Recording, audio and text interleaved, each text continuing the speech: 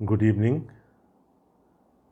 آپ کو آج کی بائبل اسٹڈی میں خوش آمدید کہتا ہوں. اور آپ کو معلوم ہے کہ گزشتہ بائبل اسٹڈی سے ہم نے خداوند یسوع مسیح کے صلیبی کلمات پر غور کرنا شروع کیا تھا، اور میں نے آپ کو بتایا تھا کہ اس کا ایک بہتر طریقہ یہ ہے کہ ہم ایک انجیلی بیان میں درج تمام کلمات کو ایک ہی جگہ لے کر دیکھنے کی کوشش کریں. میں نے آپ کو یہ بھی بتایا تھا یہ کلیسیائی ترتیب سے مختلف ہوگا. جیسے کہ کل ہم نے مقدس لوکا کے انجیلی بیان سے 3 کلمات دیکھے تھے، اور میں نے آپ کو یہ بھی بتایا تھا کہ ہر انجیل نویس نے اپنی انجیل لکھنے کے مقصد کے تحت جو کلمات ان کو زیادہ اچھے لگے خداوند یسوع مسیح کے، انہوں نے ان کو درج کر لیا. کسی بھی انجیل نویس نے خداوند یسوع مسیح کے 7 کلمات کو درج نہیں کیا. کل ہم نے دیکھا تھا کہ یسوع ایک نجات دہندہ کے طور پر پیش کیے گئے، اور وہی مین تھیم ہے، اوور آرچنگ تھیم ہے لوکس گاسپل کا، جہاں پر خداوند یسوع مسیح کو نجات دہندہ کے طور پر پیش کیا گیا. اور وہاں پر ہم دیکھتے ہیں کہ کس طرح سے جو 3 کلمات ہم نے دیکھے تھے مور اور لیس، ان کا کنیکشن ہم نے نجات کے ساتھ دیکھا تھا، اور یسوع مسیح کے نجات دہندہ ہونے کے ساتھ دیکھا تھا. ہم نے یسوع کو سردار کاہن کے روپ میں دیکھا، ہم نے یسوع کو ایک بادشاہ کے روپ میں دیکھا، اور آخر میں وہی یسوع اپنی روح اپنے باپ کے ہاتھوں میں سونپ دیتا ہے مرنے سے پہلے. آج ہم چل رہے ہیں مقدس یوحنا کے انجیلی بیان کی طرف، اور مقدس یوحنا کا انجیلی بیان دوسری اناجیل سے، جن کو ہم اناجیل متوافقہ کہتے ہیں یا سائنوپٹک گاسپلز کہتے ہیں، ان سے تھوڑا سا مختلف ہے. یہ انجیلی بیان بہت بعد میں لکھا گیا دوسرے اناجیلی بیانات کے مقابلے میں، اور یوحنا بھی ہمیں اپنے اس انجیلی بیان کو لکھنے کا مقصد خود اپنے الفاظ میں بتا دیتے ہیں. اگر آپ میرے ساتھ دیکھیں مقدس یوحنا کا انجیلی بیان، اس کا 20واں باب اور اس کی 30ویں آیت سے، اور یہاں لکھا، اور یسوع نے اور بہت سے معجزے شاگردوں کے سامنے دکھائے جو اس کتاب میں لکھے نہیں گئے، لیکن یہ اس لیے لکھے گئے کہ تم ایمان لاؤ کہ یسوع ہی خدا کا بیٹا مسیح ہے، اور ایمان لا کر اس کے نام سے زندگی پاؤ. مرکز اپنے انجیلی بیان کے شروع میں کہتے ہیں کہ یسوع مسیح ابن خدا کی خوشخبری کا شروع. مقصد کیا تھا؟ یسوع مسیح کو پیش کرنا، بادشاہ کے طور پر پیش کرنا، ابن خدا کے طور پر پیش کرنا. اور یہاں پر مور اور لیس وہی آبجیکٹو ہمیں نظر آتا ہے یوحنا کا، جان کا بھی وہی آبجیکٹو ہمیں نظر آتا ہے کہ وہ کہتا ہے کہ میرا مقصد کیا ہے، یہ میں نے ساری یہ باتیں تمہارے لیے کیوں لکھی، تاکہ تم ایمان لاؤ کہ یسوع ہی خدا کا بیٹا مسیح ہے. اور اگر یوحنا، اور پھر صرف ایمان نہیں لانا، اس ایمان لانے کے وسیلے سے ہمیشہ کی زندگی بھی پانی ہے. تو ظاہر ہے کہ جب یوحنا یسوع مسیح کے صلیبی کلمات چنے گا اپنی انجیلی بیان میں لکھنے کے لیے، تو ان کا کوئی نہ کوئی تعلق اس کے اس مقصد سے ضرور ہوگا جو اس کے پوری انجیلی بیان کو لکھنے کا مقصد ہے. So every author, every evangelist, every gospel writer had a specific purpose in writing his gospel account, and they chose the sayings of Jesus according to that bigger objective that they had in their minds. تو ہم دیکھ رہے ہیں مقدس یوحنا کا انجیلی بیان، اور ہم دیکھیں گے اس کے 19ویں باب میں 22ویں آیت سے، بلکہ 23ویں آیت سے. کل ہم نے ذکر پڑھا تھا کہ سپاہی لے کر گئے یسوع کو، 2 اور غدار جن کو رومی حکومت نے غدار ڈکلیئر کیا تھا، ٹریٹرز ڈکلیئر کیا تھا، ان کو بھی یسوع کے ساتھ صلیب دی گئی. یہاں پر یوحنا ہمیں کیا بتا رہے ہیں؟ جب سپاہی یسوع کو مصلوب کر چکے تو اس کے کپڑے لے کر 4 حصے کیے، ہر سپاہی کے لیے 1 حصہ، اور اس کا کرتا بھی لیا. یہ کرتا بن سلا سراسر بنا ہوا تھا. دستور تھا کہ جس کو سلیب دی جاتی تھی اس کے کپڑے سلیب دینے والے سپاہی آپس میں بانٹ لیا کرتے تھے۔ یہ ان کے لیے ایک قسم کا سمجھ لیں کہ مال غنیمت تھا جو ان کو ملتا تھا۔ یسوع کے کیس میں بھی ایسا ہی ہوا۔ یسوع کے جو بھی کپڑے اتارے گئے انہوں نے ان کے 4 حصے کیے اور آپس میں تقسیم کر لیے، لیکن ایک کپڑوں کا حصہ ایسا تھا جس کو وہ تقسیم نہ کر پائے۔ اب یوحنا ہمیں بڑے چھوٹے چھوٹے سے کلوز دیتا ہے۔ کچھ کامنٹیٹرز ان کو کرپٹک کلوز کہتے ہیں کہ اگر ہم ان کلوز کو یا ان اشاروں کو سمجھ جائیں تو ہم وہ سب کچھ سمجھ سکتے ہیں جو یوحنا ہمیں بتانا چاہ رہا ہے۔ اور یہاں پر اگر ہم دیکھیں تو وہ کہتا ہے کہ کپڑوں کے 4 حصے کیے گئے، 4 سپاہیوں میں بٹ گئے، کیونکہ 4 سپاہی درکار ہوتے تھے کسی بھی شخص کو مصلوب کرنے کے لیے۔ اب ایک گارمنٹ ایسا ہے جس کے ٹکڑے نہیں کیے جا سکتے، اور وہ یہ کہہ سکتا تھا یہ ایک کرتا تھا، لیکن وہ اس کی پوری ڈسکرپشن ہمیں دے رہا ہے، اور وہ چاہتا ہے کہ ہم اس بات کو جانیں کہ وہ پیس آف گارمنٹ اس کی کیا اہمیت تھی۔ وہ لکھ رہا ہے کہ یہ کرتا بن سلا سراسر بنا ہوا تھا۔ It was knitted. It was not sewn together from different pieces of cloth. It was knitted as one piece of garment. اور یہ اگر ہم اس کرتے کو دیکھیں اور اس کی ساخت کو دیکھیں تو یہ کاہنوں کا انڈر گارمنٹ تھا، جو وہ قمیض کے نیچے جیسے ہم بنیان یا ویسٹ پہنتے ہیں، وہ اس کو اپنے آؤٹر گارمنٹس کے نیچے پہنا کرتے تھے، اور اس کا نام ہے خیتون۔ اس کو خیتون کہا گیا۔ اور ٹریڈیشن یہ تھی کہ کاہن کی ماں اس کے لیے یہ بنا کرتی تھی۔ یاد ہے چھوٹے سے سیمویل کو ایلی کے پاس چھوڑایا گیا، اس کے ماں اور اس کے باپ گئے کیونکہ منت سے مانگا ہوا بچہ تھا، اس لیے اس کو ایلی کے پاس، کاہن کے پاس چھوڑائے کہ یہ خدا کے گھر میں پلے گا۔ اب وہ بچہ ہے، ہر سال وہ قد کاٹ میں بڑھ رہا ہے، تو وہاں لکھا ہے کہ ہنا اس کے لیے ہر سال ایک کرتا بن کر لے جایا کرتی تھی۔ یہ وہی کرتا ہے جو کہ انڈر گارمنٹ کے طور پر عام جو ان کا جو پریسٹ کے گارمنٹس ہوتے تھے ان کے نیچے یہ پہنا جاتا تھا۔ اہمیت کیا ہے؟ ماں بنا کرتی تھی۔ یسوع کی ماں وہاں کھڑی ہے، وہ دیکھ رہی ہے یہ سارا منظر، اور جب اس کے بیٹے کے تن سے یہ کرتا اتارا گیا ہوگا، آپ سوچ سکتے ہیں کہ اس کے کلیجے پہ کیا وار ہوا ہوگا۔ اور جو وہاں پر خواتین کھڑی ہیں جن کا ذکر آگے چل کے آئے گا، اور جو شاگرد کھڑے ہیں، انہوں نے کہا ہوگا کہ یہ تو اس کی خدمت کی نشانی تھی، اس کی نبوت کی، اس کی کہانت کی نشانی تھی یہ کرتا، اب تو یہ کرتا بھی اس کے تن سے اتر گیا، تو اس کا مطلب ہے کہ اب کہانی ختم ہو گئی۔ شاید مریم کے ذہن میں پچھلی باتیں آنا شروع ہو گئی ہوں گی جب وہ یسوع کے بھائیوں کو لے کر اس کے پاس آئی تھی کہ تو واپس چل، جس راستے پر تو جا رہا ہے اس پہ بہت خطرہ ہے، تیری جان کو خطرہ ہے، ہمارے ساتھ واپس گاؤں چل۔ اور یسوع نے جانے سے انکار کر دیا تھا۔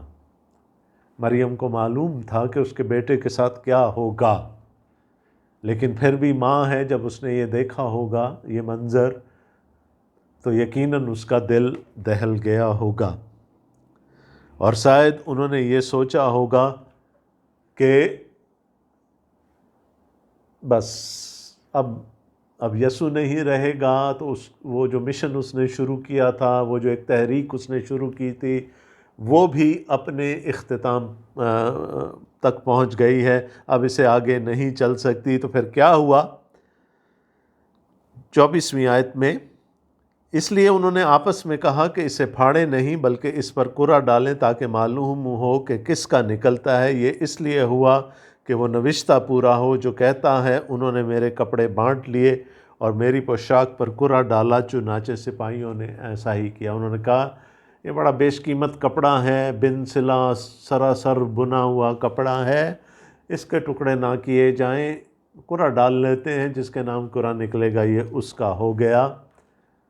ان کو نہیں پتہ تھا کہ یہ پہلے سے سکرپٹڈ ہے، کیونکہ اس فلم کا ڈائریکٹر، اس فلم کا جو ہدایت کار ہے، وہ اوپر بیٹھ کر ساری چیزیں اسکرپٹ کے مطابق لے کر چل رہا ہے۔ اور اسکرپٹ میں کیا لکھا ہوا تھا نبی کی زبانی، کہ انہوں نے میرے کپڑے بانٹ لیے اور میری پوشاک پر کرہ ڈالا۔ Everything is working out to the script.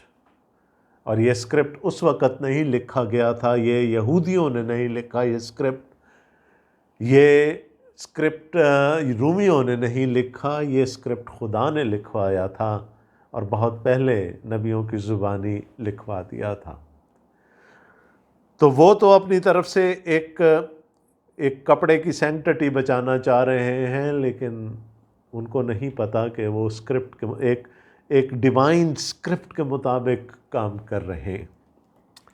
اور یسوع کی صلیب کے پاس اس کی ماں اور اس کی ماں کی بہن مریم کلوپاس کی بیوی اور مریم مگدلینی کھڑی تھی۔ اب بحث ہے اس بات پہ کہ یہ 3 خواتین ہیں یا 4 خواتین ہیں، بٹ دیٹ ڈزنٹ میٹر۔ کچھ لوگ کہتے ہیں مریم جو یسوع کی ماں ہے، دوسری مریم جو ہے وہ کلوپاس کی بیوی ہے، اور تیسری مریم مگدلہ کی رہنے والی ہے، مریم مگدلینی ہے۔ بعض لوگ کہتے ہیں نہیں، یسوع کی ماں مریم اور ہے، کلوپاس کی بیوی اور ہے، اور یہ 4 خواتین تھیں۔ میں نے کہا اس سے کوئی فرق نہیں پڑتا کہ وہاں پر 3 خواتین کھڑی تھیں یا 4 خواتین کھڑی تھیں۔ مریم اس زمانے کا خواتین میں لڑکیوں کا بڑا ایک زبان زدہ عام نام تھا، اور یہاں پر دیکھ لیجئے گا کہ 3 مریم کھڑی ہیں خداوند یسوع مسیح کے سامنے جب ان کو صلیب دیا جا رہا ہے۔ ایک بات میں بتا دوں آپ کو، اجازت نہیں تھی۔ یہ موت اتنی بھیانک تھی، یہ سزا اتنی بھیانک تھی کہ خاندان والوں کو قریب آنے کی اجازت نہیں دی جاتی تھی، خاص کر خواتین اور بچوں کو۔ اب یہ خواتین وہاں پر کیسے پہنچ گئیں، یہ ہماری سمجھ سے بالا ہے۔ شاید کہیں دور کھڑی دیکھ رہی تھی۔ یسوع نے اپنی ماں اور اس شاگرد کو جس سے محبت رکھتا تھا پاس کھڑے ہو کر ماں سے کہا، اے عورت دیکھ تیرا بیٹا یہ ہے۔ پھر شاگرد سے کہا، دیکھ تیری ماں یہ ہے، اور اسی وقت سے وہ شاگرد اسے اپنے گھر لے گیا۔ محبت کا کلمہ کہا جاتا ہے اسے، اور یہ کہا جاتا ہے کہ یسوع اس صورت میں بھی کہ وہ صلیب سے لٹکا ہوا ہے، اس کو اپنی ماں سے اتنی محبت ہے کہ وہ اس کا دھیان رکھ رہا ہے کہ اس کے جانے کے بعد اس کا کیا ہوگا، کیونکہ ابھی تک یسوع کا کوئی بہن بھائی یسوع پر ایمان لے کر نہیں آیا۔ تو وہ اپنی ماں کو اپنے سب سے جس شاگرد سے کو وہ عزیز رکھتا تھا، محبت رکھتا تھا، اس کے حوالے کر کے چلا گیا۔ اور رد عمل بھی دیکھا شاگرد کا ہمیں کہ وہ مریم کو اپنے گھر لے گیا اس دن کے بعد سے۔ بہت خوبصورت بات ہے، انسانی جذبات شامل ہیں، ماں کی محبت یہاں پر شامل ہے۔ یسوع نے دیکھا کہ میری ماں میری طرف دیکھ رہی ہے، اس کرتے کو میرے بدن پہ سے اترتا ہوا دیکھ رہی ہے، اس کا کلیجہ، اس کا دل اس وقت چھلنی ہے۔ لہٰذا اس نے ماں کی ڈھارس بندھانے کی کوشش کی اور اس کو اپنے شاگرد کے سپرد کر دیا۔ لیکن میں نے آپ کو پہلے کہا تھا کہ یوحنا ہمیں کرپٹک کلوز دیتا ہے۔ He gives us these small signs which we have to look for، اور جب ہم ان کو سمجھ جاتے ہیں تو تب ہی ہمیں وہ کچھ سمجھ آتا ہے جو یوحنا ہمیں بتانا چاہ رہے ہیں۔ سطحی طور پر superficially yes it is his love for his mother. آخری وقت تک وہ ماں کا دھیان کرتا ہے اور وہ ماں کے لیے وہی چوز کرتا ہے جو اس کی ماں کے لیے اس کے خیال میں سب سے بہتر آپشن تھا. اور ویسے بھی بہنیں ہیں، مریم اور یوحنا کی ماں آپس میں بہنیں ہیں، تو خالہ کو وہ اپنے گھر لے گیا. لیکن یہاں ایک اور کلو ہے، جیسے اس کرتے کا کلو ہمیں اس نے دیا، یہاں پر ایک اور کلو دے دیا. جو زبان یسوع نے استعمال کی وہ لٹرجی ہے، وہ عبادت میں استعمال ہونے والی زبان تھی، اور خاص کر کیا، نکاح کی عبادت میں. یہودی نکاح جب باندھا جاتا تھا تو کاہن یا ربی جب نکاح باندھ چکے ہوتے تھے تو وہ یہ کہتے تھے، اے مرد دیکھ تیری بیوی یہ ہے، اور وہ عورت سے کہتے تھے، اے عورت دیکھ تیرا شوہر یہ ہے، اور یوں وہ نکاح سالمنائز ہو جاتا تھا. اور نکاح کے وسیلے سے ایک نیا رشتہ وجود میں آتا تھا. اب صلیب پر سے یسوع ایک نیا رشتہ باندھ رہا ہے اپنی ماں میں اور اپنی شاگرد میں. ایک تو کیئر ٹیکر ہے کہ جی وہ اس کا دھیان رکھے گا، ٹھیک ہے، لیکن ذرا غور سے دیکھیے کچھ اور کہا جا رہا ہے یہاں پر. کلام مقدس میں عورت کلیسیا کی علامت ہے.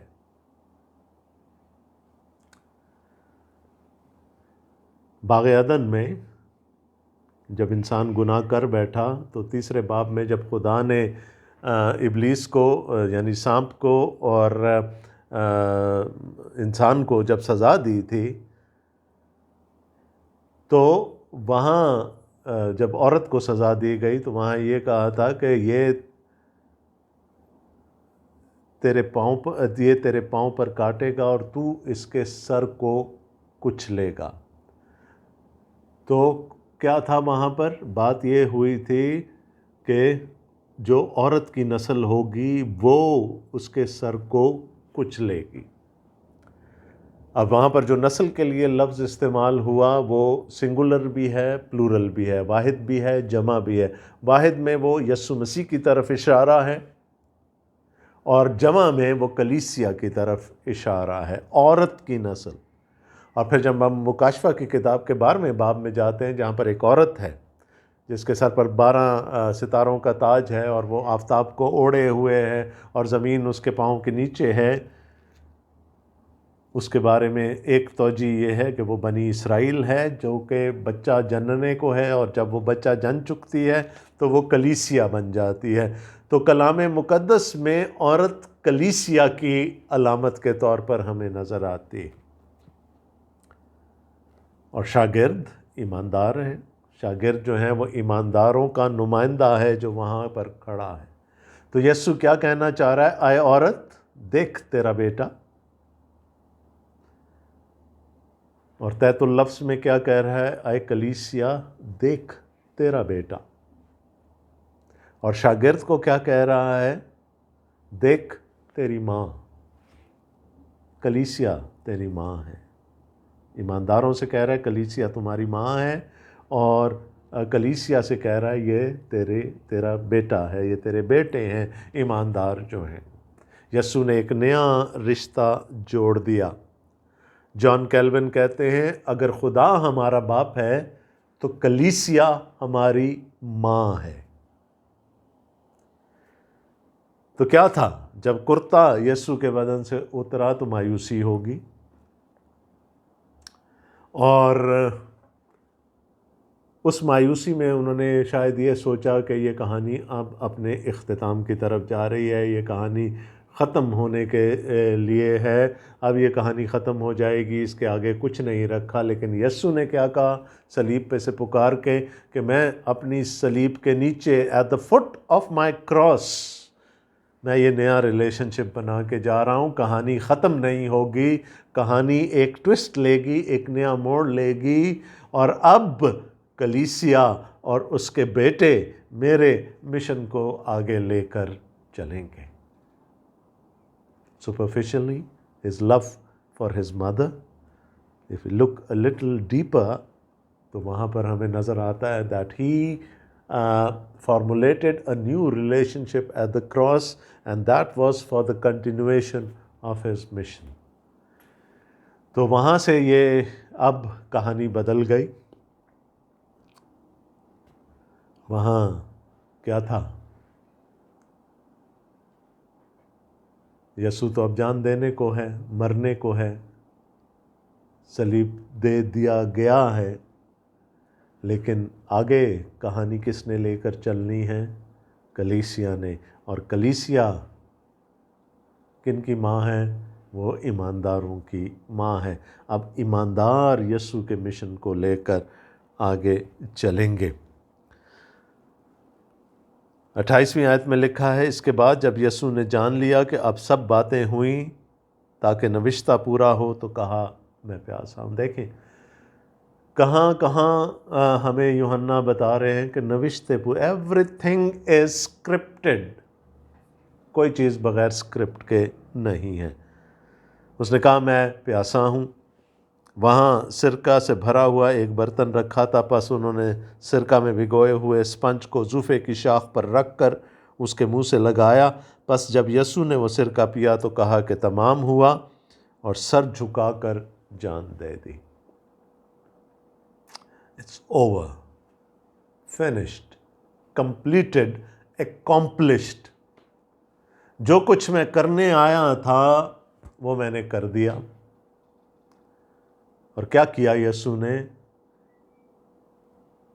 صلیب پر سے ایک نیا رشتہ قائم کر دیا، اپنی کلیسیا کی داغ بیل ڈال دی، تاکہ کہانی وہاں رکے نہیں، وہاں ختم نہ ہو، بلکہ کہانی آگے چلتی رہے. اس نے کہا جو میں کرنے کے لیے آیا تھا وہ میں نے کر دیا. اب اے باپ، there is nothing more to do. تو پہلے اس نے کہا میں پیاسا ہوں. اس کو جسمانی دکھ کا کلمہ کہا جاتا ہے. یقیناً پچھلی رات سے یسوع کو کوڑے لگ رہے ہیں، اس کے منہ پر تھوکا جا رہا ہے، تھپڑ مارے جا رہے ہیں، منہ پر داڑھی نوچی جا رہی ہے. پھر وہ پورا راستہ اپنی صلیب اٹھا کر لایا ہے، جب تک کہ شمعون قرینی نے وہ نہیں اٹھائی. پھر اس کو مصلوب کر دیا گیا ہے. تو پیاس کا لگنا لازمی امر ہے. یقیناً یسوع پیاسا ہوگا. جسمانی پیاس کی شدت بھی اس وقت اپنے عروج پر ہوگی، لیکن probably he is not referring to his physical thirst here. بہت کچھ کہا جاتا ہے جی یسوع ہماری روحوں کا پیاسا ہے، یسوع اس چیز کا پیاسا ہے، اس چیز کا پیاسا ہے، لیکن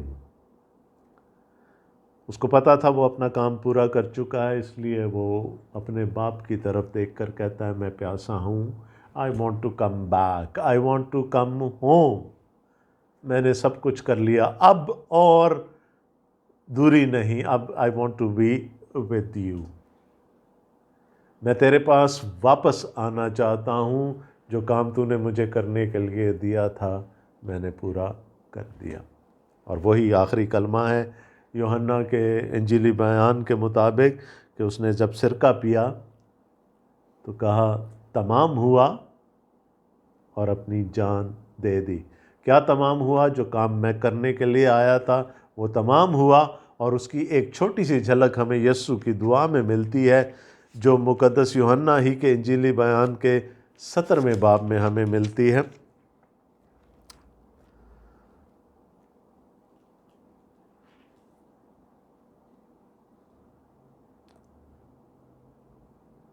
میں پہلی آیت سے پڑھ رہا ہوں آپ کے لیے. یسوع نے یہ باتیں کہیں اور اپنی آنکھیں آسمان کی طرف اٹھا کر کہا اے باپ، وہ گھڑی آ پہنچی، اپنے بیٹے کا جلال ظاہر کر تاکہ بیٹا تیرا جلال ظاہر کرے. چنانچہ تو نے اسے ہر بشر پر اختیار دیا ہے تاکہ جنہیں تو نے اسے بخشا ان سب کو ہمیشہ کی زندگی دے. پہلی چیز ہمیشہ کی زندگی دے، اور ہمیشہ کی زندگی یہ ہے کہ وہ تجھ خدائے واحد اور برحق کو اور یسوع مسیح کو جسے تو نے بھیجا ہے جانے جو کام تو نے مجھے کرنے کو دیا تھا اس کو تمام کر کے میں نے زمین پر تیرا جلال ظاہر کیا، اور اب اے باپ تو اس جلال سے جو میں دنیا کی پیدائش سے پیشتر تیرے ساتھ رکھتا تھا مجھے اپنے ساتھ جلالی بنا دے۔ میں پیاسا ہوں اب اس جلال کا، میں واپس آنا چاہتا ہوں تیرے پاس۔ جو جلال میں دنیا کی پیدائش سے پہلے تیرے ساتھ رکھتا تھا، میں اس جلال میں دوبارہ واپس آنا چاہتا ہوں۔ I am now thirsty for it. I want to come back۔